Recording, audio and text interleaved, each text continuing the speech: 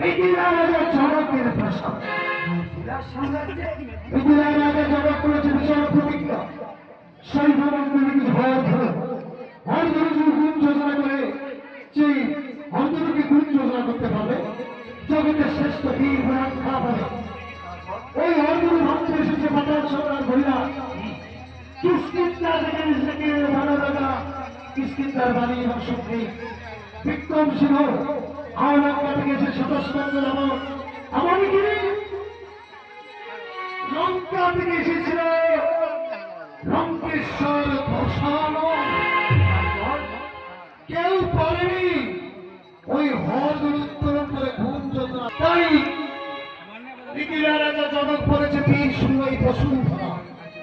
তাই বীরের প্রমাণ দিতে তোমার পুত্র রামচন্দ্রকে নিয়ে প্রবেশ করলাম মিথিলা।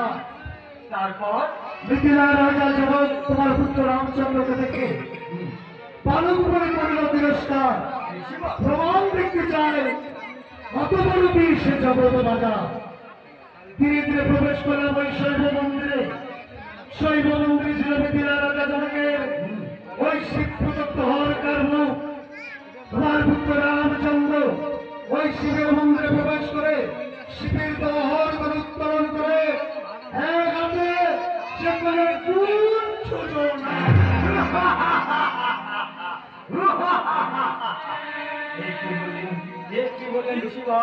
আমার পুত্র রামচন্দ্র ওই মিথিলা সাম্রাজ্যে প্রবেশ করে সেই হরকার মুখ উত্তোলন করে এক হস্তে গুণ যোজনা করিয়েছে।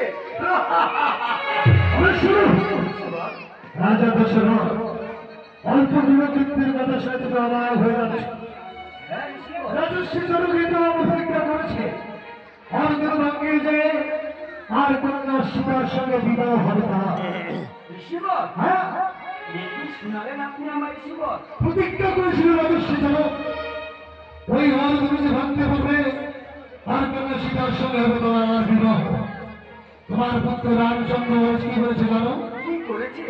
যেখানে পিতা মাতা নেই সেখানে যদি সন্তানের বিবাহ করে তাহলে কুলেঙ্গার পুত্র বলে একটা পায় জগৎ সংসার।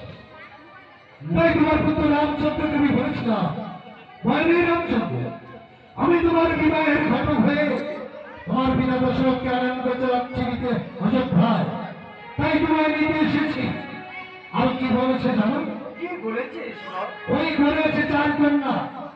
রাজস্বী জনকের 2 কন্যা সীতা উর্মিলা, তার ছোট ভাই কুশধ্বজের 2 কন্যা সুতী রামণ্ডবী।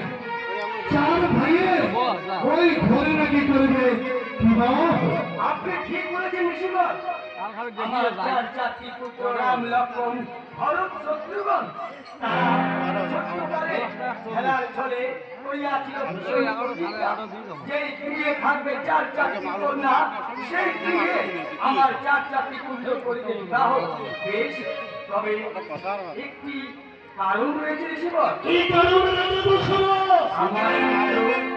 আমি ভালো করেই জানি আমার পুত্র যতক্ষণ ধরে তার মধ্যমা জননে অনুমতি বা আদেশ না পাবে সে ততক্ষণ ধরে যে বিবাহ কার্যে সে বুঝবে না। রাজা দশরথ তোমার পুত্র রামচন্দ্র বলেছে তার বিবাদা কইকে যদি লিখিত পত্র দেয় তাহলে রামচন্দ্র মিথিলায় করিবে বিবাহ। কি বললেন? বেশ, তাহলে আমি আমার মধ্যম রানীকে বলে একখানি তার হস্তে লিপি করা পত্র পাঠিয়ে দেবো আপনার। দুই পুত্র মিথিলায় আছে তোমার আমার লক্ষণ। তোমার পুত্র ভরত শত্রুঘ্ন এবং বর বরযাত্রী নিয়ে প্রস্তুত হও। রথ রহনে করে ছুটে এসে তোমরা মিথিলায় তুমি তাদের হৃদয় এই বিশ্বামিত্র কবিনী কাঞ্চন থেকে সন্ন্যাস তোমার অপেক্ষায় আমি বিলম্ব করতে মিথিলায় আমি যাচ্ছি পদব্রজে। হরি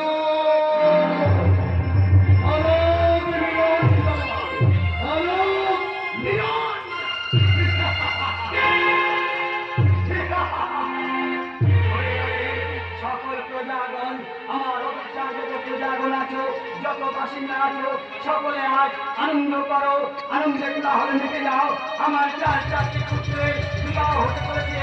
তাই তো আমি করুণায় বিলম্ব এই মুহূর্তে আমার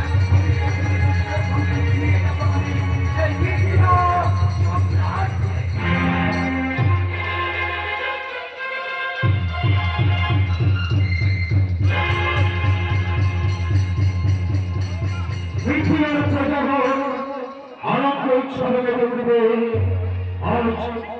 আজ আমার একমাত্র কন্যা আমি শিকার শুভ বিবাহ একই সঙ্গে চর্চারি কন্যার শুভ বিবাহ দেবো আমি। ঋষি হয়ে গেছে, ঋষি হয়ে গেছে, সবাইকে নিয়ে আসবে। রাজস্বী জনক, কি চিন্তা করছো তুমি মনে মনে? চিন্তা করছি সবাইকে নিয়ে এসেছেন আপনি। নিয়ে এসেছি রাজস্বী জনক, তোমার আমি অন্তর বৈবাহী রাজা দশরথকে নিয়ে আসছি। কোথায় কোথায় অন্তর বৈবাহী দশরথ?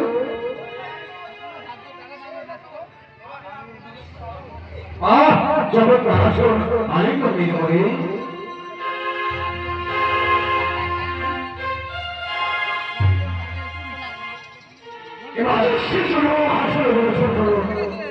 নতুন পরিবারকে নিয়ে বসবার আসনের ব্যবস্থা করছো। আমার বসবার আসন কোথায়? নতুন পরিবারকে নিয়ে আনন্দ করছো, তুমি ঘোরাঘুরি করছো, বসবার আসন দিয়েছ। আমি ঋষি সৃষ্ট ভাই ঋষি বিশ্বামিত্র, আমি আমার বসবার আসন কোথায়?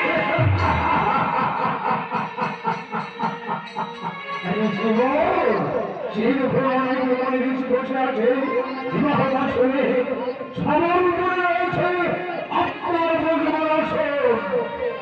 রাজস্বী জনক, নতুন পরিবারকে নিয়ে কিছু সময় অপেক্ষা করো। লগ্ন মতো তোমার পুত্র তোমার কন্যার বিবাহ হবে। আমি গিয়ে দেখে আসি তুমি কোন কোন দলের বিবাহে কোন মঞ্চে সাজিয়েছ। রামের বিবাহের আসর, লক্ষ্মণের বিবাহের আসর, শত্রুগণের বিবাহের আসর, চারটি চতুর্ভুজ মারোয়া দিয়ে সাজিয়েছ তুমি। আমি দেখে আসি তুমি সবাই মতো আসবে। আগে হরিও নিরঞ্জন